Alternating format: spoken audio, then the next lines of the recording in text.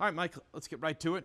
Your thoughts as they hit the break. 11-2, winners of 10 straight. They roll over the Giants here and get it done again. Impressive energy right off the bat to me, Dan. I felt like they were holding on a little bit in the previous couple games, and I was curious how they were going to come out against the Giants when they were shorthanded without the left side of their offensive line, without two of their top three defensive tackles, and the way they played was just so impressive to me given those circumstances. They let nothing hold them back either. Their depth, they get the starting left side with the rookies, Will and Jared Wilson out, and Ben Brown and Verdarian Lowe just take over, and they did it with all three phases of the game too.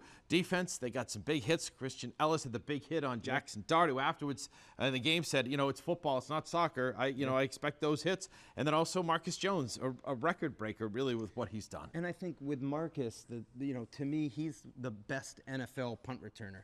And so when you have him, if I'm an opponent, I probably wouldn't kick to him, but they kick to him, right? And he makes them pay, Dan. And I think when you have him and when you have Drake May, who's one of the best, if not the best, quarterbacks in the NFL, he might be the MVP after a night like tonight, Dan. And they play at that level, it can raise everyone else up too. And so I think the sky really is the limit.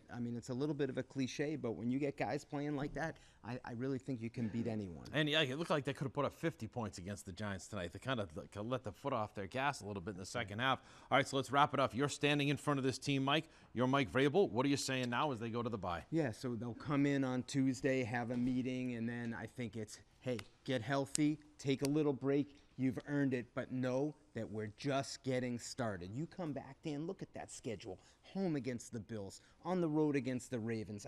We've learned a lot about the team up to this point, but we're going to learn even more about them after those two games. And then you got two more after that.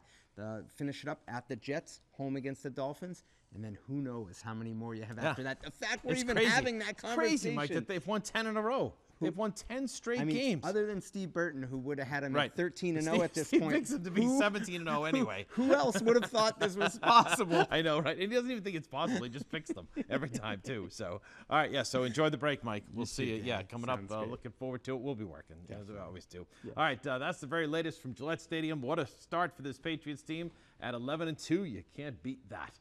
For Mike Reiss, I'm Dan Roche, WBZ Sports.